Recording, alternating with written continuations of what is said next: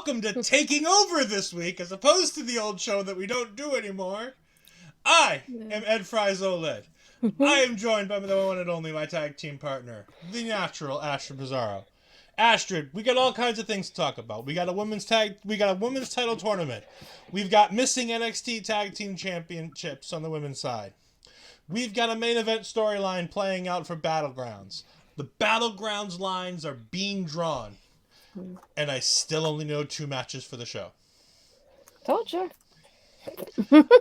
I think I know a third. And sadly, I think I know a fourth. And not happy about that. But what did you think of the show tonight? It was pretty good, actually. I feel like I liked the pacing tonight. It was not bad. Yeah, they had a pretty good pace tonight. The things happened. NX taking over. Don't, no. He's gonna start saying that too. NXT. Yes, thank you for joining us, Parrish. Thank you for joining us, Mark. Yeah, I agree. It was a fun show, and it started out slow, but then it got going quick. So we start with the Indy Hartwell video package, replaying what happened last week, to have all the ladies in the tournament standing in a row, which I hate. I hate that. They're all fighting for something. They all don't want to be friends, but we're going to stand them all in a line and make sure they all behave themselves. I just want to turn over and go, psh, out. Fallon and Kiana can't be within 2 feet of each other without trying to hurt each other, but they're standing in a row. Cora Jade hates Roxanne Perez, but we have no issues. Gigi Dolin and JC Jane have a blood feud dealing with Gigi's brother. Nope, they're fine. Everybody just standing around, doing what they're told. The funny thing is, like, visually it looks fine, but then if you think about it from the storylines, like, intercepting each other, you're like, this doesn't make any sense. Right? It's just silly. It's just plain silly. And then we get Tiffany versus Gigi to open the show. And I was disappointed. I wasn't disappointed in the match. The girls did well. But considering half the things we're going to talk about on this show, I feel like they could have had 10 more minutes. Yeah. I feel like you could have done all 4 matches tonight in the first round, and then done 2 of the other 2 semifinals matches next week, and then have like a showdown on the last week going into the pay-per-view. Because now we're going to have 2 this week, 2 next week. That'll finish the first round.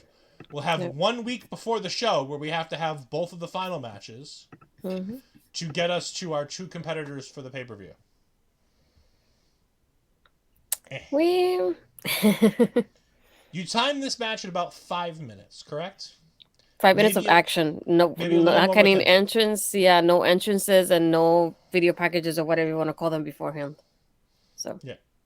What do you think? Is that adequate time for these 2 women who are in a championship tournament to have enough time to do what they need to do? I feel like the match itself wasn't bad, though. I just felt like just when I was enjoying the pacing of it, it was done. Like, it was that quickly. And that's what it made me think about it. I went back to the stream that I had, and I went back and I hovered over to around the time when the bell rang and it started. And it was 4 something. I think it was almost 5, if I'm not mistaken. And going back to like the timing, I was like, shoot, that was only 5 minutes. Like, what the heck? But I was enjoying it. The girls had a great back and forth in here, and it's like I loved also Tiffany going like more and be more heel in her in ring action here, because she was focusing on Gigi's shoulder, her arm through the whole match. There was only one part that I wasn't sure if they missed or not, because I know there was some kind of Tiffany did like a little roll through, so I don't know if Gigi was supposed to roll her up, but she didn't. She just got up and kept going, so that looked kind of awkward at first. But other than that, I know there was a point that Gigi did like such a unique pin. It looked so nicely, but I was like, yeah, she's definitely gonna kick out of that. And then having Tiffany do like the little matrix kind of counter that with Trish just was really nice, nicely done as well. Yeah, I felt like the match itself was good. I just wanted more from it. Yeah, it was a bit there and done. Nothing felt great. Nothing felt terrible. It just sort of happened.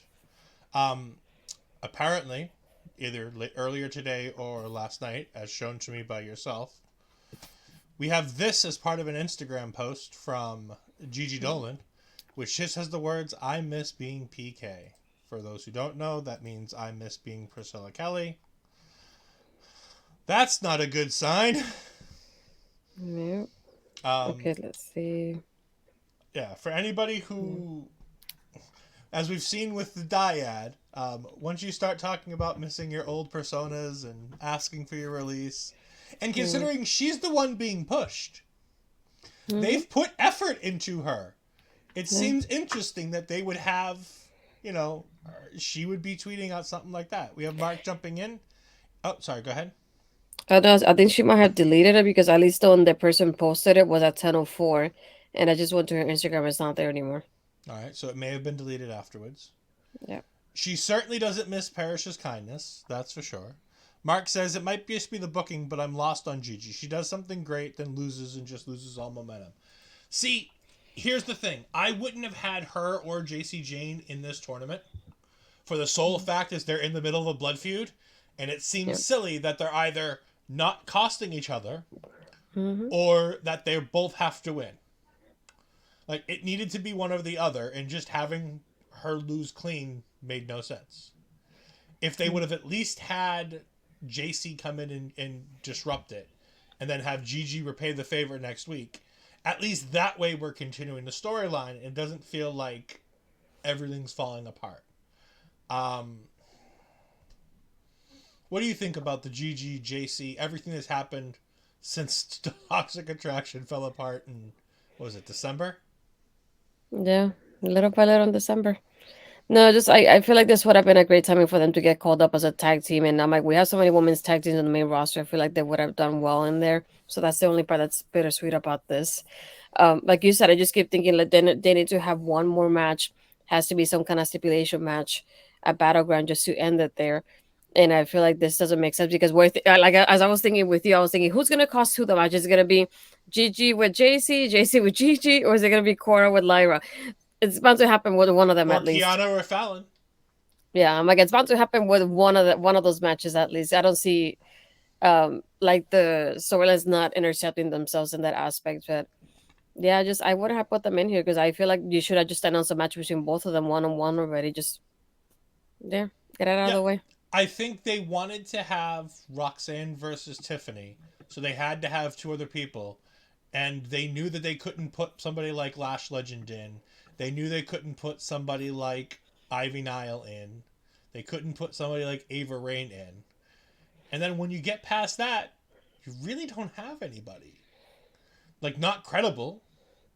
I mean, you have Valentina Feroz, but nobody believes she's going to win any of those matches. If it was still Legado del Fantasma, you might believe Elektra Lopez could win, but you sure as hell don't now. Yeah. Like, am I right or am I wrong? Like, do you think that if Elektra Lopez were in this tournament, in any of these matches, that she would have won? No, definitely not. You could have just done a 4-person tournament and started it next week. If what you wanted to do was just have those 4 in there, which is seemingly what's going to happen. Yeah. We have our good friend Bobby Munson joining in. Hello, Bobby! And Bobby, Astrid, and I believe Mel, correct, have a show coming out tomorrow on the YouTubes at noontime? I don't know what time. keep an eye on the YouTubes for that.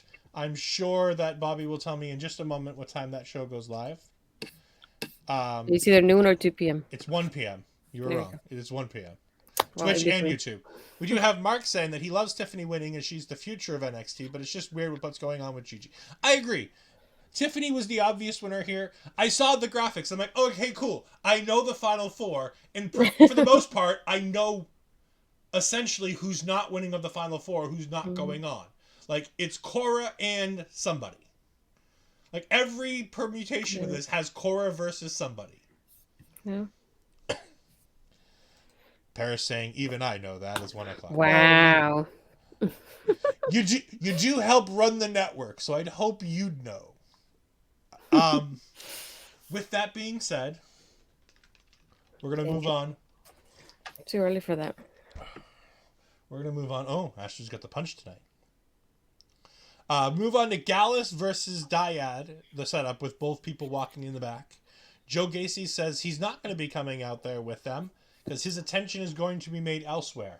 And this is all thanks to Ava Rain's message last week, which was to make sure that while he sacrifices for the Dyad, to not forget about getting something for himself. And we'll talk about later what that means. It is just Red Bull in a cup. Let's not fool ourselves. It's water. Sure it is. We have Mark saying, boo, Gallus. We'll get some more Gallus later. We have our friend Dara Amazing jumping in and saying, hey, hey. Hello, Dara.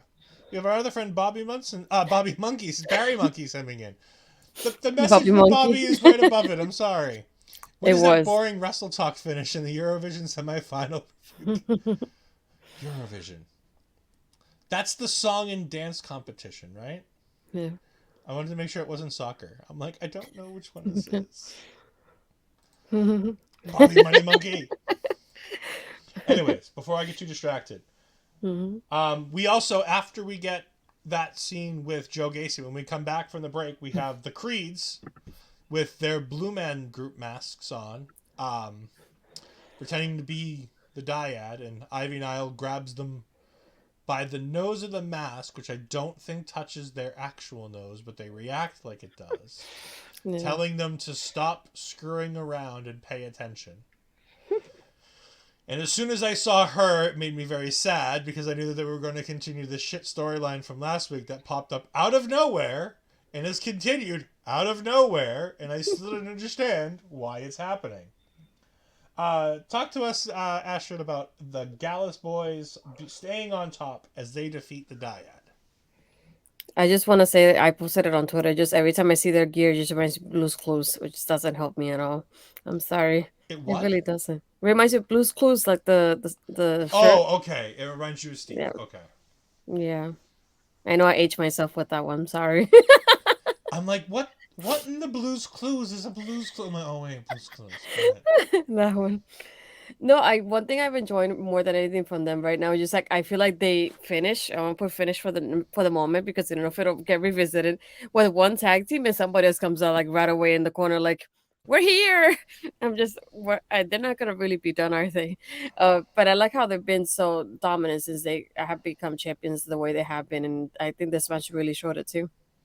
I like how the tag team division feels like all the teams are kind of in the mix. None of them ever feel out of the mix.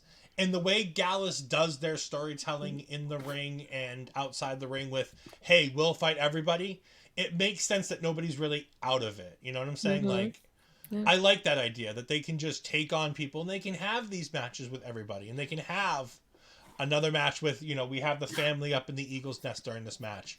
And we have the Creeds we know looking on backstage. And we had the Dyad in the ring with them tonight. It's like, there's 4 teams that we can continuously just mix around and have good matches. And it doesn't matter if it's triple threat, fatal 4-way, one-on-one. All of these matches work, and we've seen most of them in a variety of different ways. And I'm not tired of any of it yet. Yep. So I think that's a good idea for right now to keep all of these plates spinning and not have to decisively pick a direction and have a storyline. Their storyline can be, we like to fight, who's next in line? Oh, you want a shot? Okay, cool. Oh, you want to add them? Okay, cool. We'll do that too. Like, they just keep going. Dara's right. Yeah, let's hope Roddy Strong returns. Oh, wait. Yeah. No more Roderick Strong. He's decided to join the mostly disputed era over in AEW. Might as well call them the mostly disputed era because they've stolen everything else from NXT that they did that was interesting. Their theme music, Adam Cole's music, their gear, everything else is pretty much stolen from all the NXT designs. You might as well steal the name too. I don't even know what their name is in there. I think it's just the era. It's probably something crappy like that. You can tell I don't watch AEW. I just watch the stuff online. Yeah. This is a good match. The Dyad gets the advantage when Ava Rain just gets on the apron. She doesn't do anything. She just sort of stands there and starts talking to people. And all of a sudden, the Dyad gets the advantage. Out of nowhere, out comes running Ivy Niles. She tackles Ava Rain. This gets everybody distracted except Gallus because Gallus understands they're in a wrestling match. And They get the 1, 2, 3, and they get the victory. Dallas Boys on top. We have Dar Amazing jumping in. I heard Gallus is going to Canada to fight Chris Parrish in a mystery partner. I don't think so. That'd be funny, though. We got some news for you. I am not making a trip to Canada, so if they're fighting Parrish in a mystery partner, it's probably either Son of Irish or Bobby Munson. One of the two of them. Yeah. It sure as hell isn't me. They might fight me in Lowell because I'm close enough to the ring that they might just fight me, but that's not going to happen until at least Lowell. We get a Chase U segment backstage where random girls in Chase U stuff are talking to Thea Hale. To which my mother goes, "Where the hell did they get this crackpot?" As she's running her mouth. And I'm just like, even my mother understands that Thea Hale is awful. No, Mama Fries, no. Yes, Mama Fries, she has it right. Thea Hale is awful. Mark has decided that he's going to fight them. As he has a knock on the door. But Big Body Javi comes in and starts talking about, Duke taking over and how it's just, it's kind of funny how Andre goes away and all of a sudden Duke's like, I can do it all. And speak of the devil and who shall appear, but Duke Hudson walks in. And Javi begins to tell him, like everybody else, so Duke, I like this long con game that you're running here. It's really great. And then it's great because Duke does this so brilliantly, like he didn't mean to do it, and then he caught himself and he didn't mean to do it, but he totally meant to do it. Where he goes, no, here at Duke, Chase University. And you can see Tia looking at her shirt like... I think there's going to be a place in Kentucky that's going to have an issue with Duke U. It was time for the big body segment of the week. It was great until Javi got beat by Duke Hudson. My notes for the match is the entirety of my notes. The entirety of it are Javi gets beat by Duke. So, there was nothing. Javi was entertaining. Duke was fine in the ring. I missed the Javier Bernal we saw a week and a half ago or 2 weeks ago against Eddie Thorpe that was like serious and had a chance to win a match and was doing really good. I want to know where that Javier Bernal went because he was fun. Yeah, I thought that was what we were going to get. And then my notes are literally Javier versus Duke. Duke wins. Like, it's sad. Like, it's our big body segment of the week, of course, because, our man Javier Bernal comes on. And I'm hoping that sometime soon we can hopefully get him on there, as he, had mentioned that he potentially wants to do that. So I'm hoping we can get him on here one of these weeks. But he's so talented. But he's obviously an enhancement talent. We kind of just got to go ahead and play with it. Sometimes. Sometimes she thinks that I'm watching clay fighting again. We've watched it most of my life. My father watched it when I was growing up. My grandmother watched it as well. So it's something she's come to watch throughout most of her adult life. So it's not entirely unusual that we watch wrestling on wrestling nights. But no, she's not thrilled that I have to watch it as much as I do. She's not thrilled that there's a schedule for it. We have another great segment between Mr. Stone and Von Wagner, the free agent Von Wagner. Well, I was gonna say don't skip over the parking lots. You did that last week. I know it's dangerous and all, but I honestly don't even have anything about the parking lot. I literally have. I know you missed it last week. Last week they had like a recap from like it almost seems like a bunch of tweets on the site, but a recap of the parking lot attacks that we had. And when somebody paused at a certain time and there's a tweet from NXT Anonymous saying, "Oh, it must be Alexa Bliss. She's been gone from TV," or something like that, mentioning Alexa. And then today we get somebody with a hoodie on, literally on a TV, like in a room watching the TV, all the parking lot attacks we had so far, as if they're probably gonna get revealed soon. Just so we don't miss it. Okay, I had that later in the show for some reason. I don't know why I didn't have that. I do have it later in the show. We have Von Wagner here, the free agent. We see the picture of the baby with the head and the deformity that was going on that we're supposed to extrapolate is Von Wagner. Whether that's true or not, we don't know. I would imagine they wouldn't do something like this to play it for fun. I'm going to assume that if they have this photo, I'm going to assume it's him or somebody he knows as opposed to just random picture of deformed headed baby. That notwithstanding, we have me and Astrid's favorite off the air person that we've noticed that we've started to enjoy watching on Twitter, Luca. Luca is a lawyer. I call him our lawyer friend because I can almost never remember his name, Luca. But he goes ahead and makes a pretty bad joke. I don't remember what the joke was, but the girl he was talking to didn't like it. Von Wagner sure as hell didn't like it because he grabbed him and pinned him against the stuff. Yeah. And then, thankfully, he let Luca go. And he just looks at Robert Stone and goes, pistachio, and walks away. Which is right. If we're talking about great ice cream flavors, pistachio's at the very bottom. And as he said, cookie dough near the top. So, at least he's got that. Mark, going back to your point about who might be NXT Anonymous or in the hoodie, Blair Davenport, I agree. I think Blair Davenport, it's going to be somebody coming back. I have the money on somebody from NXT UK. Yeah, same. I was originally thinking Stevie Turner. Because all of a sudden we don't have no more streams from Stevie Turner. And the attacks happened, ironically. Oh, wait, she got injured, I think it was. That's what it was, maybe. Oh, did she get hurt? I think so. Yes. Luca did say, get ahead of yourself. Yes. Yeah. You know, it's not a great joke. It's in poor taste. I can very much see Road Dogg writing it, which is the sad part. I know exactly who in that room wrote it. And I know that Shawn Michaels, when he heard it, laughed at it. Because I grew up watching Shawn Michaels, and that's the exact joke that DX and Shawn Michaels would have made 30 years ago. God, DX has been around for almost 30 years. Oh, I've been watching wrestling too fucking long. Which is how long I've been alive. I feel like that helps anymore. All right, and Astrid's off the show, and I'm looking for a new co-host. Just kidding. We have Gallus backstage, and they run into the Creeds, and they tell Ivy Nile to stay out of their way, to which, for some reason, the Creeds act like this is something hard to understand. Like, I know they're Scottish, but they're not Nikki Cross. We can understand the words that come out of their mouths. Am I wrong?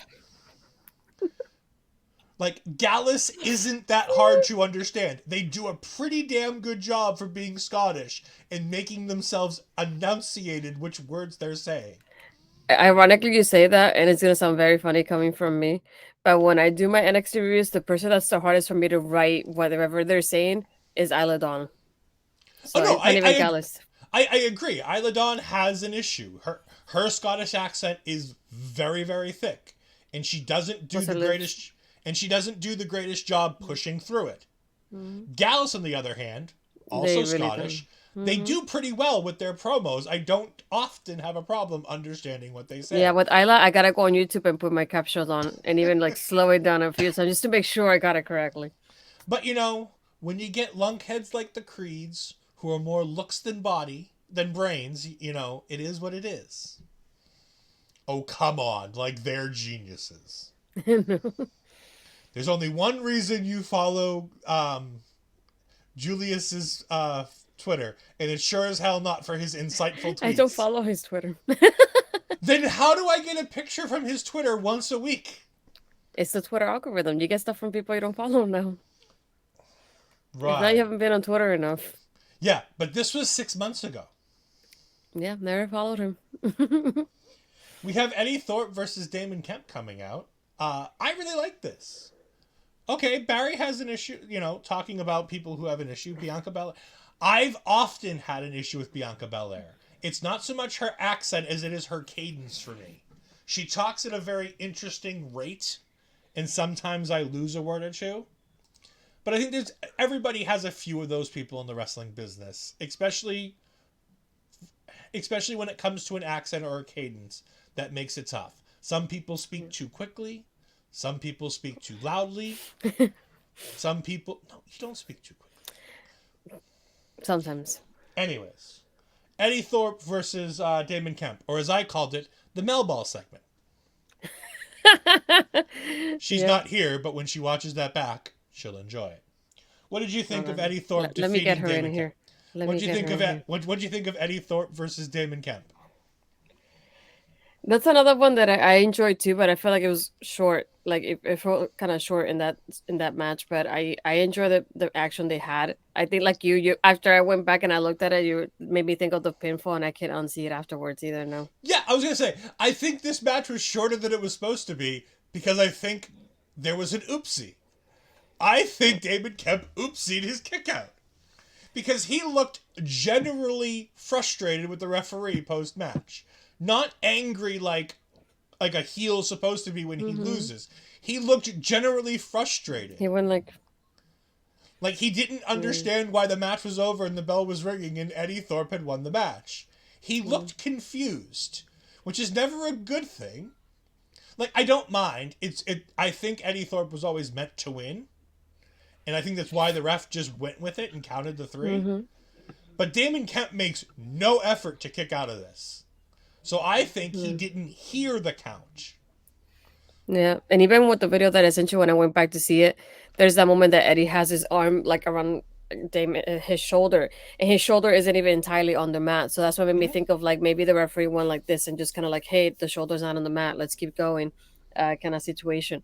But going back to it, it's like he has his arm around the shoulder like that, and he just looks at him like kind of like, where am I, kind of thing. It just Yeah. it looked really confusing.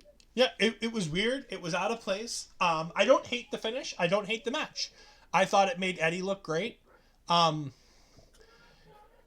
I don't know if that's his finisher or not, that running elbow drop that he does. That's a weird thing. I thought he did some kind of fisherman, like swinging fisherman suplex Yeah. as a finisher, but he apparently today it was the running elbow drop for the 1, 2, 3. We have Kiana James from accounting complaining about having the hardest draw in the entire tournament, to which I went, seriously? You have to beat the likes of... we have Melball. Melball, you just missed your segment, as I called it. We had Eddie Thorpe defeating Damon Kemp. Kiana talks about how hard her draw is in the tournament, and I go, wait, hard draw? All you have to do is beat Lyra Valkyria, and then either Fallon or Cora Jade. That's pretty easy considering the other side is JC Jane, Gigi Dolin, Tiffany Stratton, or the former NXT Women's Champion, Ay, ay, Roxanne ay. Perez. I thought it was very interesting that that's what she thought. But she cuts an okay promo here. Going back to Eddie Thorpe, Mark says, am I missing something? But I don't get Eddie Thorpe, and I'm not buying what he's selling at the moment. He's still new. He's still trying to figure his way out in WWE. I think a lot of us are taking over what we've seen as Carl Fredericks from before, watching his New Japan Strong stuff, seeing him as a young lion. He's had a lot of entertaining stuff elsewhere, and we're excited to see what's going to happen here. I'm not entirely sold on the Native American DJ gimmick, but that seems to be things he's into. He is Native American. I like the idea that they're giving him something that he can naturally be, and I like what we're getting from him so far. We get what I thought was going to be match of the night between Ilya Dragunov and Dijak. Nope. And then the match ended in about 2 minutes when Dijak decided he was just going to get DQ'd. But Yeah. that made me both very upset for tonight's show and very happy for Battlegrounds. True. Because I think I'm getting a street fight. Yeah, there's nothing to this match. Before the match starts, we get Bron being a dickhead, as I have in my notes. Bron talking about how the fans hate him and how if they want Mello, that's fine. He's going to go ahead and put Trick. He talks about how, Mackenzie seems like she's not impressed with what he says. And he's like, well, it's simple. You can just go ahead and not come back here and ask to talk to me if you don't like what I have to say. He's like, no, I got a better idea. I'll give you something. And that's when he vows to put Trick in the same hospital that he put Mello into. And I'm like, all right. Again, I like the fire and the ferocity of these promos. It gives him something. He's still talking nonsense, but at least now he feels like he has a purpose with his nonsense. Some improvement at least. It's like we're not gonna get 200% right away, but it's more of an improvement that we had in like with the year that he was as champion, basically. So Yeah. And as we're about the halfway point of the show, I do want to go ahead and give a shout out to one of the things, as we talked about earlier. Astrid and Bobby are going to be doing a mental health show tomorrow. It's, I forget what the name of the show Mel is. too. And Mel will be part of it as well. It's Love Your Mental Health, if I remember correctly, correct? Love Your Health is a mental health awareness special. And we just want to go ahead and point out some numbers in the United States and some other places that you can go ahead and get help. And remember, these aren't just for people who are in bad times. If you're just having a little bit of trouble or you need somebody to talk to, go ahead and reach out to anybody. And if you don't have somebody that you can trust, that you can vent to, you can go ahead and talk to these wonderful people. They're trained professionals. We're going to throw up some numbers, and then we're going to go up and throw up the calendar. And we'll be back in about a minute and a half.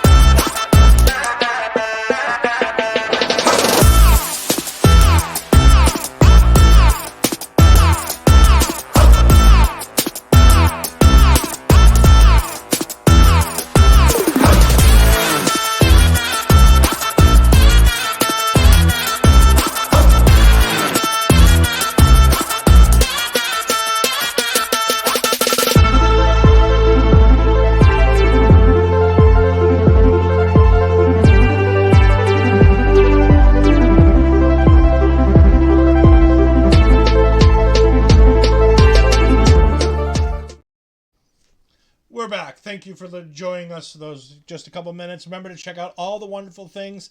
And speaking of the weekly calendar, one thing that's not on there, Wrestle Draft will unfortunately not be happening this Saturday, unfortunately, because due to scheduling conflicts. However, we're going to double up on your Wednesday Wrestle Draft. During the afternoon, you will have the YouTube upload of last week, which is weeks 2, 3, and 4 of the Wrestle Draft GM mode. And then tomorrow night, just after Dynamite, Chris Parrish and I are going live on the Twitch side and potentially the YouTube side, and we are going to go ahead and do Wrestle Draft, the first premium live event of our Wrestle Draft season, live for you guys tomorrow night. So go ahead and jump in, give us all kinds of comments, yell at us about how crappy our shows are. We'll yell at Parrish because his show will obviously be worse because I'm already winning. Spoilers. But we come out of the commercial break after Dijak beats up Ilya Dragunov and gets DQ'd. We come back from the break, and Tyler Bate is backstage. And he's in his zone. And Wes Lee comes walking in and says, "Man, I haven't seen this much smoke since I hung out with Riddle." I really thought he was going to say the Rascals here. It was going to make me smile. But he didn't say the Rascals. He said Riddle, which made me sad. He goes ahead and has an entire conversation with Tyler Bate. But Tyler Bate's not paying attention because Tyler Bate is in a higher plane of existence. Sorry, I don't know why I did that. I apologize. But he was unable to hear Wesley, and Wesley decides that he's going to go out for him with his match because he was so excited with how much help Tyler Bate was last week against Drew Gulak when Charlie Dempsey tried to get involved. Again, nothing fantastic, just a generic promo. Now we get to Ed's least favorite part of the night. Random people on social media for absolutely no reason. I hate this. I hate this so much. I don't understand why wrestling programs need to do this. You don't like Hank and Tank together? No, I fucking hate Hank and Tank, but that's besides the point. Why does Danny Palmer need to cut a promo asking about how to get better like this? Hi, guys. Here's my phone. Hi, tell me, but don't let me look at my phone. I'm only going to see the back of my head, but, you know. Oh, my God. I hated the segment. I Like she was hated the segment. vlogging. Yeah, you against vloggers now? Come I don't hate vlogging. on. I hate vlogging when you have a multi-billion-dollar camera standing right behind you filming you vlog. It's the performance center. 20 feet away is the entirety of the stuff for the entire company. There is no reason why you couldn't just simply get a cameraman. Hell, you could have probably had Danny Palmer film it because that's about as involved in this promo as she was because it didn't matter. Nobody gave her No. worthwhile advice. No, I thought it was more about her, and then all of a sudden she's more like in the background. They keep calling him. I just kept thinking, wasn't the question the start of the thing? What happened? Yeah. Getting back to our discussion about, because honestly, I don't care anymore talking about Hank and Tank, and I'm going to have to in a couple minutes. Getting back to some of our comments. We had Mark talking about the big strong boy. We had Dar Amazing saying Wes was trying to get higher with Tyler Bate. Dar Amazing, the Hank and Tank Express coming through. Also, social media star Danny Palmer. No, because if she were a social media star, her face would have been in the photo. I've seen vloggers. I've watched, as much as I despise the man, I've seen how Logan Paul vlogs. And you want to know what? Logan Paul doesn't vlog anything with his face not in the goddamn frame. Also, Melball says, Mr. Mustache taking part? What the hell? So, it's supposed to be incense. Because it's Tyler Bate and he's on this renewal, health, spirituality gimmick. But it looked like weed. It looked like weed smoke. And, of course, when you have Wesley in there as part of the Radicals, where they had a segment on Impact where they would literally just get high and film it, tell me I'm wrong. You've watched Impact as long as I have. Tell me those Treehouse segments weren't them just getting high and considering it entertainment. Yeah. I mean, there's a reason what happened with Riddle before. I don't hate the word vlog. I just think if you're going to do it, make sure you do it properly. Selfie stick, good camera, be in shot, don't have your back to the camera, all kinds of stuff. Yeah, Wesley and Tyler might be teaming with Mary Joanna. You never know. We're getting off track slightly. Tyler Bate versus Dempsey. I did find an interesting thing out, and I'm going to thank Mark for this because it was posed as a question in the Call of Unity. Did you know who Charlie Dempsey's dad is? Yeah, Rico. Yeah, I didn't know. I had no clue. I honestly told Mark that he was wrong until I was like, but let me look it up just to He's make the sure. reason why he went back. Yeah, no, I had no clue. Oh my god. Go ahead and talk about Charlie Dempsey and I don't know how to continue after this. All right, guys. Right. Asher does not continue. See you, bye. Just kidding. Ay. I still cannot believe you didn't know that. I'm sorry. Yep. I had absolutely zero clue that he was related to William Regal. It makes sense with his wrestling skill, but for some reason... Yeah. But he doesn't. When I see him, I don't see Rigo. If you know what I mean. Like, if you would have told me, like, if I didn't know you would have told me that, I wouldn't have believed it. There you go. Astrid, thoughts on this match? I mean, I know Tyler Bate was in it, so you weren't paying too much attention to the whole match. Excuse but you. I'm sure you can give me some thoughts. No, it was good though. That's another one that I feel like the pacing of it. It was like it was rolling and moving, and that's when we got Gacy standing next to Wes, giving whatever he was telling him, and then all of a sudden we get Gulag on the other side, kind of like all three of them arguing. And I love that part when like Tyler's about to dive and Wes just moves out of the way because he knows he's coming, but the other two don't know. So it definitely misses Wes on the way there. Um, yeah, I thought Gulag was gonna get more involved in the match in itself, but it was more like what last time when we had Tyler towards the ropes. That's when Gacy got involved too. So I was like, so we getting Gacy, Gulag, Wes Tyler, maybe. Don't forget Dempsey. But I don't want him in there though. That's why I didn't count him in.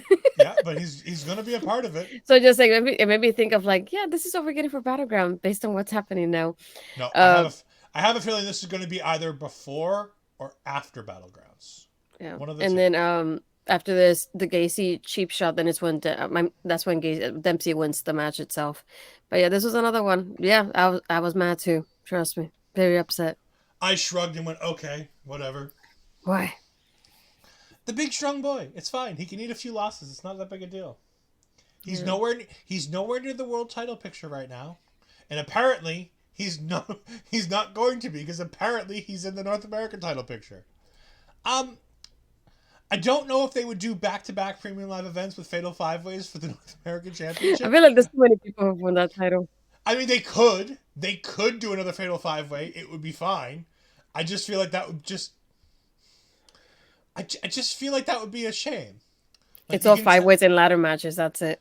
yeah, like you can do so much better NXT because like they're telling a compelling story. Like you've got Wes Lee just being this champion who's just taking on all comers, and you've got this thing going on with he's working with Tyler Bate, and you've got this Gulak and Dempsey thing where both of them want to try to take advantage of him. That's all really cool. And then you got Joe Gacy finally deciding he wants a singles championship since he hasn't had one since how Chance had one since Halloween Havoc last year when he lost to Bron Breakker and decided that he was going to become a mentor for a tag team. Like, it's really cool that they're bringing all these guys in. That being said, it seems kind of redundant to do the same thing you did 2 months ago at WrestleMania again for Battlegrounds. Yeah. That being said, this match will be slightly less impressive because you've got slightly less impressive people because you've got Gulak and Dempsey instead of people like JD McDonough and Ilya Dragunov and Dragon Lee. Like you've taken some good parts out of this match and put in some substandard parts, which is why I think it's going to happen on TV. Barry Monkey saying today's NXT was so horrible I'd forgotten half of this had happened. It wasn't bad. It's just it felt scatterbrained. Like certain things that could have waited a week to happen happened all at once. And I have no idea what's going to happen next week.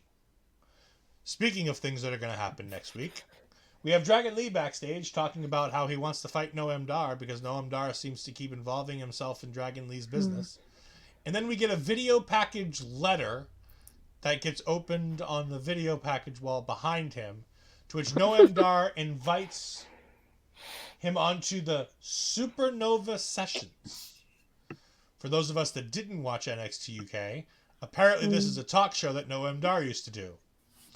So I'm going to assume it's like Ms. TV, but substantially worse.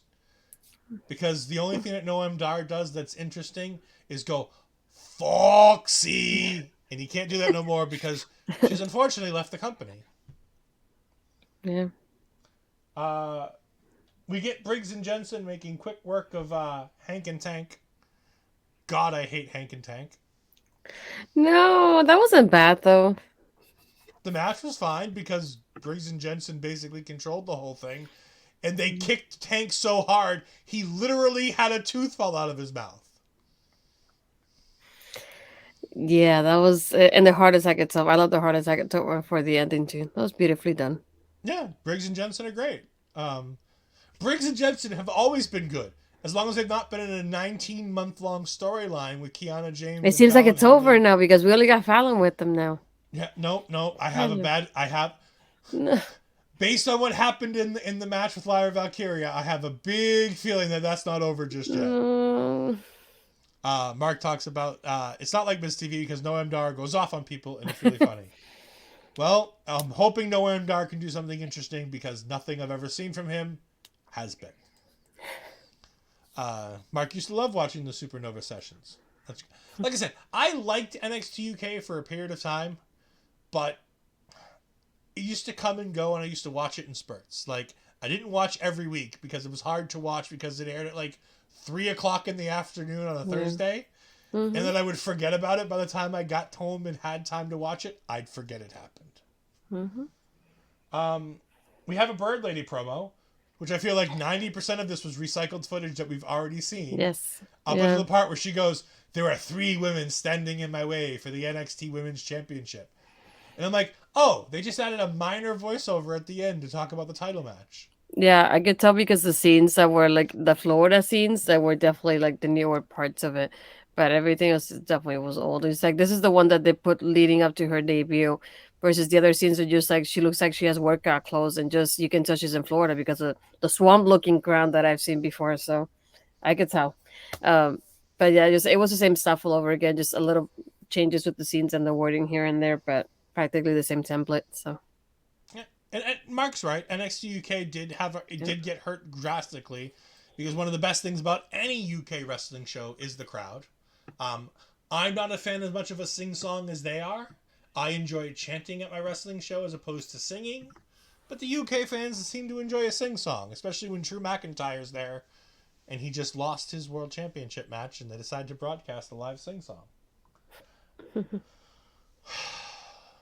I thought this was over, but they brought it back. Astrid, talk to us more about hard-hitting facts with Nathan Frazier. I feel like this was better than the other one though. I don't know if it was me. Maybe the presentation was a little, I guess, different in a way, and it felt a little bit better. Um, I like that this part. I like how I thought about this, and he said it too. He's like NXT is a melting pot, and he starts naming the people that we have in NXT that are international. And I like how he goes, Chase U is in a country when Chase U pops up. He goes, well, Batuk is from Australia, so I guess that's how it goes. And I just wasn't sure why he would like pinpoint Noam Dar when we already have something going Noam Dar in Dragon League. It was like I don't want him involved in this too. I already don't like Noam Dar, so I don't want to keep watching this. But he just said like he created a spot for himself, and that the show that we were mentioning is when he has his first W appearance, which was on January 7th. And he's like, "Oh, this is the kind of place for me to expose his lies, and that his entire world is gonna come crashing down." It's like, why? I guess because of the cup. But aside from that, I don't want to see this. Sorry, Nathan. Yeah. Yeah, it's fine. He's entertaining enough, but I see enough bad American TV that I don't need people making a mockery of bad American TV and doing it worse. You can see this is the point in my notes where I really got bored because for the next match I have 2 words: Lyra wins. Amazing. In my defense, this is when I was making the thumbnail for the show. I can see your Astrid, concentration was on the thumbnail. If you haven't seen it, then you'll realize why. Astrid, go ahead and tell me about Lyra Valkyria versus Kiana James. This to me was the match that should have had as much time as it did. I would have done the opposite of Gigi and Tiffany. We almost got a lot of like back and forth reversals, and a lot of pinfall exchanges. That was all like we just want to end this. It just pinfall over there, pinfall over there. Um, Wait, but we had just you didn't like the 5 minutes of pinfall rolls that they were doing for 3.5 minutes? The best part was when Lyra was trying to do one, and she just decided to, as lightly as she could, lean onto the kneecaps of Kiana James to make sure that Kiana James could reverse it. yeah, no, That I'm wasn't good. good. The only part that I liked about it was more like Kiana having that heel work, just like Tiffany did, and focusing on Lyra's ribs. But aside from that, just like the ending itself, nothing major. Lyra wins, nothing new there either. But I definitely would have taken out minutes from this match and given it to the opener instead. So I don't know if this is an endorsement of Lyra Valkyria or something to talk about how much we have to talk about how much of a problem she is. But Mark talks wrestling, and I agree with this statement. That was the best Lyra Valkyria match in NXT. And it's better than the match that she had with Cora Jade. Both of those are true statements, and both of those make me very, very nervous. She's supposed to be the veteran in this match. Barry's also correct. Kiana James is really improving. I could not stop thinking about how well Kiana James did in this match. She looked so good in this match. To the point where I made a joke with Parrish, because I was talking to Parrish about the thumbnail during this match. And I said, it's funny. I'm watching this match, and Lyra Valkyria makes me wonder, is she greener than Kiana James? Which is ironic, because of the fact that I'm not only talking about the fact that Kiana's in green, but that she's supposed to be the one who's been in less time than Valkyria, because Valkyria's supposedly been wrestling longer. But God, it doesn't feel like it when you watch her work. No, definitely not. And another thing, I know, like I mentioned it to you, but I know that we just got out of, well, technically for now, we got out of the storyline with, Briggs and Jensen. But the fact that they kept bringing up that she's single, it was like, can you guys focus on what's going in front of you, please? We get it. I'm like, you can say the first minute or so of the match, oh, she's single. Got it. Sure, we know because we've been watching the storyline for more than a year at this point, so we know she's single right now. You don't need to keep pointing it out every single time in the match, just if they had nothing else to talk about. It's like, Yeah. I know the match wasn't great, but just why? You couldn't talk about anything else. No, Yeah, apparently not. it was a bit weird that Booker T decided to scream it out 3 times at one point in a row. Mm. She's single, she's single, she's singles, man. And I'm like, that's not the look I want for my thing, but whatever. Mhm. We have Mark jumping in again saying, Kiana James is a surprise package for me. I don't expect a lot, but she always does better than... Agreed. And that's the thing with this young crop of NXT women. And I think this is our best chance to talk about the women because this is our final women's segment of the night. Mhm. Their women's division got raided. Like, disastrously raided during the draft. Not as bad as I thought it was going to, but pretty bad. Mhm. They took 2 people who I thought were going to be able to help keep this division in line, and they left 2 people that I hoped that they were going to take up because I thought that those 2 people could learn more by being on the main roster than being on NXT. The Not So Veiled talk about, I think that Roxanne and Cora Jade both should have been called up, and I think that Alba Fire and Isla Dawn should have been kept in NXT. I think Alba and Isla less so. She's less of a veteran that Alba is. But Alba could be that dominant in-ring veteran. Because right now we don't have that in-ring veteran on the women's side. Mm-hmm. The biggest thing we have for an in-ring veteran on the women's side is Roxanne Perez. Mm-hmm. She's 25 years old. She's been wrestling for 5 years, I think. 4 or 5. She's been training since she was 17. Mm-hmm. It's not a disaster, but they need to get somebody in this division. They need to get somebody in there soon. Whether it be a Blair Davenport, whether it be... I don't know if he's going to be able to help, but maybe Bad Bunny? Bad Bunny, baby? Yes, I agree. Bad Bunny was fantastic over the weekend. Thank you for joining us, HPC Bad Guys. I think it's another one of the names from that HPC sports group that we love so much. Thank you for joining us. I greatly appreciate it. Yeah, they need somebody in there to help kind of round out this division and be that veteran presence. Mm-hmm. I wish it were Natalya, but apparently Natalya is going to be working with Rhea Ripley, which is not going to go well for her. I mean, Miko Satomura doesn't wrestle anymore, so it's not Miko. Like, it would be Miko, but Miko doesn't wrestle on a weekend basis.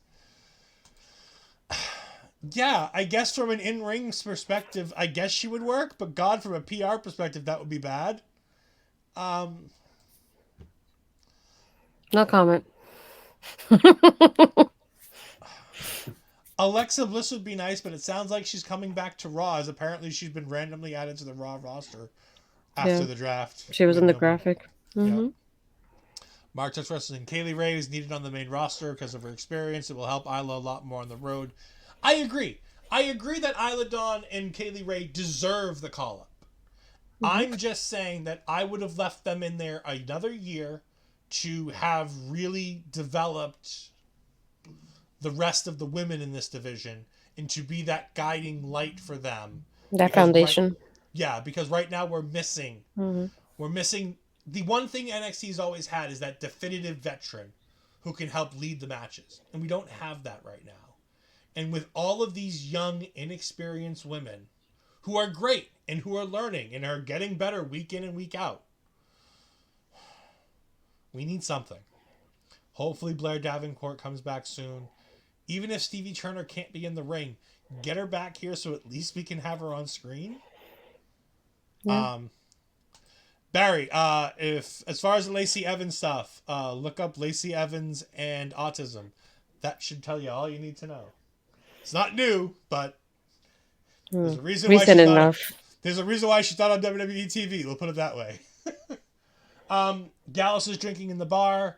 Fallon, and I guarantee you this is Fallon's bar. It's the exact same place. And yes, the source of Tom Collihue is being reported as Mark here. Alex was added by the USA Network and not WWE. No, that's Tom Collihue. That's what I read right there. Mr. Collihue did say that, but she is at least having her on the graphic means that USA Network at least assumes that she's going to be on their brand. Whether or not, but what it definitely means is that they're probably not bringing her to NXT. If even USA thinks that she might be on Raw, that means she's probably not coming to NXT one way or the other. Gallus is drinking in the bar. The family comes up. The family starts to get involved. They start to get a little rowdy. All the friends of the Gallus boys in the bar start getting up. They decide that discretion is the better part of valor, and they leave. Again, I wouldn't mind seeing this singles match. But again, how did we set up this match? The same we've set up the last 7 Gallus matches, which I like. You just randomly go ahead and go to the bar, and you get a tag team match made. Cool.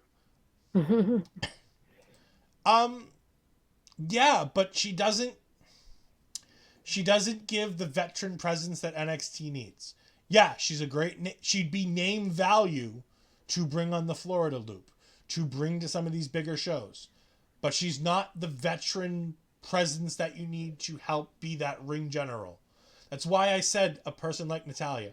Honestly, the best name I think that they could do right now, if it's not a Blair Davenport, I know she was drafted, but give me Tamina.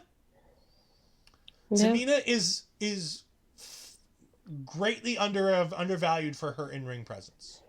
I know we all like to make fun of there's nobody meaner than Tamina. And she's been here forever and never done anything. And all of these things are true. But you know what the one thing is? When the Tamina goes out there, she typically has a pretty damn decent wrestling match. You don't typically have a bad wrestling match with Tamina. It might be boring, but it's not bad. And honestly, I'd rather have good wrestling from Lyra Valkyria that's boring with Tamina than a match like she had a couple weeks ago that felt bad. But again, the future for this NXT women's division is very high. But as of right now, there's a lot of promise and not a lot of product yet. And it's going to take a few more months for them to get that back to where they need to be. We have a recap of what's going to happen next week. We have the other 2 first-round matches, which is going to be JC Jane versus Roxanne Perez and Fallon Henley versus Cora Jade. These 2 matches are very easy to predict. I'm going to, with some certainty, predict Cora Jade and Roxanne Perez shockingly move on in the women's tag team tournament. I don't know what to say anymore. I don't know if I don't want to say I feel bad that it's predictable, but yeah. I've made a living out of saying predictable isn't bad. Guess what? In this instance, predictable is bad. Especially if you're not going to give them time. If you're not going to give them time to show off, there's no friggin' point. You could have announced 4 people and saved yourself some time and just had matches. If you're going to do this. Before we move on, we do want to go ahead and thank our sponsors of the show. Rogue Energy. You can go to rogueenergy.com and use the promo code OLEPODS to get 10% off your order. Also, if you don't want to go ahead and go to the website, you can scan that QR code just below Astrid. She's going to point to it right now. There it is. If you want to go ahead and know how good Rogue Energy is, you can go ahead and check our Backlash review show, our pay-per reviews, and you can see that I tried this can of Prime live on stream and told you that Rogue Energy is better, it gave me more energy, and I get that now after having had a few days after the after the Prime. The Rogue gave me more energy and tasted a bit better than the Prime did. So go ahead and go to rogueenergy.com and use the promo code OLEPods to get 10% off your order. It'll be great. And then we have the main event, correct? I'm not missing anything? No. That's it. We had Bron Breakker versus Trick Williams. This is Trick Williams' best match. That being said, I can't remember the last time Trick Williams had a match. I was thinking that too. I don't remember either. I don't remember the last time Trick Williams had a singles match. So it's hard to say that, there have been much better matches than that. Mm-hmm. But yes, Trick had a pretty good match. As Mark says, don't forget, if you're watching on Twitch or YouTube, to subscribe or follow to get notifications when our shows go live. Yes, you get notifications most of the time. Unless you're me or Astrid and you don't get notifications for the Marvel Talk episode that went live on Sunday. Thankfully, I was on the show, so I knew when it went live. Parrish also says, if you give the video a thumbs up, it'll help more than you know. It is greatly appreciated, all the thumbs up. And leave a comment. Tell us what you think of the show. Tell us what you think of us. If there's anything we can improve. Barry Monkey says a Trick looked bigger. A little bit more bulked up. I agree. Trick did look a little bit bigger. It's been a while since we've seen Trick in wrestling gear. So it's harder to tell what Trick looks like. That being said, Trick looked really good in this match too. Yeah. Credit to Bron Breakker. Like, we give Bron Breakker a lot of shit on this show. As we should. As everybody should. Because Bron Breakker isn't that great. But he did a really good job helping Trick through this. He sold for Trick when he needed to. He absolutely demolished Trick when he needed to. Trick selling is pretty good. Trick has potential. Trick is better than Omos. Yes, for sure. That's not saying much, but he's better than Omos. I'll widely go out and say this.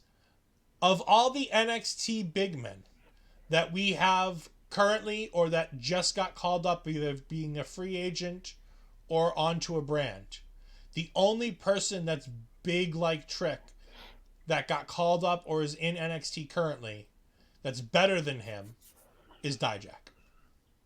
Yeah. So I'm saying people like Vaughn aren't better than him. People like Zion aren't really better than him. People like Duke Hudson aren't really better than Trick. People like Odyssey Jones aren't better than Trick. Okay, I forgot one. Obafemi. Obafemi's really good. Yeah. We've only seen him once, but it's pretty good. Yeah, I saw Mark's comment. I'm looking forward to seeing Ed's face after Battleground when Bron destroys the hometown boy. I am going to Battleground. Yes. I'm really hoping that doesn't happen. I've thought about it since that WWE doesn't have a good track record with people in their hometowns. Yeah. Yeah. Their home state, to put it like that. Yeah. I don't think they're taking the title off of Mello though. I think it's way too early to do that. I think it's it's a foregone conclusion in my mind that Bron Breakker is just a linchpin to a longer story that they want to get somebody set for. What did you think of the match here with Bron Breakker? As I throw up Barry's comment about thinking that Bron struggled. One thing that I enjoyed more than anything was even like Bron being a heel in this match in itself, which is something that I feel like I don't want to say I see often, but this is one of the times that I really highlighted for me. Like he was mocking Trick when he did the push-ups, or even when I think it was a suplex that he did onto the commentary table. It's like those little things like that I was like, I haven't seen you really do that, and I'm glad you did it because now it shows me more like you're being a heel in the ring as well. But yeah, I feel like Trick did a very good job with this too. It's like I also enjoyed having Carmelo running the when he did it, just like having that urgency to try to save Trick from being in the match itself. But either way, I love my Trick Mello and the Bron and how everything turned out. I just like you, I do hope it's just Carmelo winning at the end though. And then the match ends with the Steiner recliner. I assume he's still using that name because they haven't said what he calls it yet. I'm going to go with Steiner recliner until they tell me otherwise. but he wins the match. He goes ahead and puts him back in the Steiner recliner. And that's when Mello comes running out. And Mello avoids a shot from Braun Breaker, runs off the ropes, and goes ahead and does a springboard. And he springboards right into an absolutely massive spear from Braun Breaker. Perfect timing on that spear. God, that looked bad. Bad in a good way. Like, it looked like it hurt like hell. Yeah. It looked great, but it looked like it hurt like hell. Yeah, everybody knows. Like every review show in the world will tell you, if you're in your hometown and you work for WWE, you might have a rough night ahead of you. Yeah. Unless, of course, your name's Bad Bunny, in which case, then you're guaranteed to win. There you go. But no, NXT this week, the pacing felt good at times. The match times and match pacing felt weird. The segments felt like they fit into where they were going to be. But again, I could have done without JBBJ versus Tank. Mm-hmm. Hank and Tank. I could have done without that match and given Gigi Dolin and Gigi Dolin and Tiffany Stratton another 5-10 minutes. Ooh, he forgot about Tiffany. Shh, don't tell her. It's otherwise, like I said, most of the matches kind of felt like they fit on the show. I just wish there would have been more. I wish we would have had the first round tonight and really kind of given it instead of having to like wait it out. Because they're really dragging this out as we get to Battleground, and they don't really have enough time to drag it out on their way to Battleground. Yep. Because by the time we get to the final match in the show, we're going to, on the Tuesday night, we're going to make the match official for who's in the match, for the match that happens on Sunday. And I always hate when tournaments do that. I always hate that. Mm-hmm. It's something that I hate, and it's a me thing. But I just wish that you would sell the card ahead of time. We know who's going to be in it. We know roughly who's probably going to be in the match. So at least they've given us that much. But I just wish they would have gone a bit quicker with this tournament so that we don't have to worry about it. Yeah, it would have been nice for like the go home show to have that kind of interaction to like really sell you on the match between the last two people. So I feel like that's something that they definitely should have done. Do you have an issue with them potentially going heel versus heel in the final? Not really. No, I don't mind if it's like whatever combination they have. I really don't mind it. I feel like either way, it's the people that they picked are good choices moving forward. So as you already can, do the process of elimination on your final four, either way, it should be good. Yeah, but I was going to say, like, because I was talking to a friend of mine who's going to the show with me, and I was talking about how I think it's going to be Tiffany versus Cora. And they were like, that's weird because it's heel versus heel. WWE doesn't typically do that. And I'm like, no, they typically don't. But ever since Cora's come back, they've put her on screen every single time with either Lyra Valkyria or Tiffany Stratton. Yep. Every time Cora Jade's on camera, one of those two is involved in the segment. So that's one of the reasons why I feel comfortable going heel versus heel in that final. Because I think that you save Roxanne versus Cora Jade because you've not gotten back to that. And I feel like it would be a weird throwaway. Yep. And plus, you've built Tiffany Stratton all these months to... Theoretically, it seemed like the plan was to have her crowned in Los Angeles, but you changed your mind and went to Indy.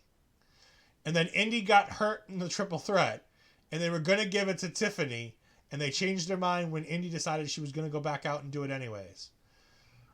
So it seems weird that you would then change again and just not... It almost feels Macklin-like, where it's like, just give the title to Steve Macklin. Do the thing you're supposed to do. The thing you've been trying to do for 6 months. Just do the damn thing. Just give Tiffany the belt. I think the other thing that also makes it different, though, is like, even though, let's say, for example, we do have Cora and Tiffany, if you notice, the crowd reaction towards Cora is more like people hate her, versus with Tiffany, people have been enjoying her. So it almost, even though we know Tiffany's a heel, it won't feel like a heel versus heel at the pay-per-view itself. Did they pipe in boos tonight for Tiffany Stratton? Because there was some pretty loud boos for her the Yeah, entire I think they match for probably her. did because I usually don't hear boos like that for Tiffany. I heard them for Cora, even like from the get go with that promo that she did that we didn't like. Hmm. So I feel like in that type of environment, you're gonna feel like there's gonna be more support towards Tiffany because, like you said, people have been waiting for that moment that she gets crowned champion. So people are gonna cheer for her versus they don't want Cora there yet. So you can tell it's gonna be like more like a heel versus face kind of interaction from the audience, though. Yeah.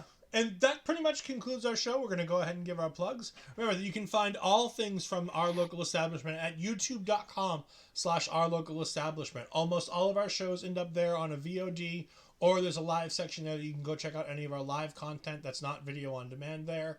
You can also go ahead and go to Twitter and Instagram to find out when we're going to go live at Ole Podcast. You can find us on TikTok at something. I don't know what it is. I think it's Our Local Establishment. I don't know. So. I know it's linked on one of our on our video that we do with our weekly calendar. So if you go to our YouTube page, it'll be on the last part there. And of course, if you have any questions, concerns, you want to go ahead and try to reach out for a guest appearance or things like that. Or if you want to reach out to anybody for guest appearances on your shows, you can go ahead and email us at Our Local Establishment. No, wait, it's olepodcast@gmail.com. That's the one. Yes. Sorry. And of course, you can find us, as most of you already know, because you're already here, twitch.tv/Our Local Establishment. Astrid, where can we find you? For the rest of the week, next time you can find me on Thursday doing Making an Impact. I do have Parrish as my guest this week. And then, like we said earlier, Wednesday, 1 p.m., we have the mental health awareness special coming up. I think it'll be on both Twitch and YouTube, as Bobby said earlier. And then next week again, I'll be doing Taking Over with You. And my NXT review just go up on Women's Wrestling Talk on their website on the weekends. You can find me on Twitter at EdFries12584. The Twitch is there at EdFries2002. At some point, said some point, at some point, sure. Some point, content will be on my own personal Twitch channel. Sometimes I think I leave it in here just to irritate Astrid because it's fun. I'm sure you can catch me on Making an Impact at some point in the near future. I do often make guest appearances on the show. So I'm sure that I will be on there at some point in the very near future. Otherwise, you can go ahead and find me, like I said, right here every Tuesday night with my tag team partner, Asher Bizarro. We just had our episode of Marvel Talk that aired on Sunday, reviewing Guardians of the Galaxy Volume 3. So if you have seen the movie, feel free to go check that out on our YouTube channel. Yeah, thanks for the call out. We always help you because we know that you love to watch, but you don't want to be spoiled for the movies. And if you haven't seen them, we don't want to spoil you. So if you have seen Guardians of the Galaxy, go check out Marvel Talk. And again, like I said, Wrestle Draft will not be live this Saturday night or Saturday afternoon like it normally is, but it'll be live tomorrow night following Dynamite. You can catch us right here on the Twitch. And we will be going ahead and doing our first premium live event, me versus Parrish, where I will obviously come out on top because, well, obviously, it's me. Otherwise, I think we're out for the night. We are going to be going ahead and rating the Dad Trainer. He's a wonderful friend of ours from the Heel Kevin community, so please go make sure that if you're here on Twitch that you go ahead and do that. But for Asher Bizarro, for myself, I will see you guys next week. Goodbye! Everyone is watching me when I'm coming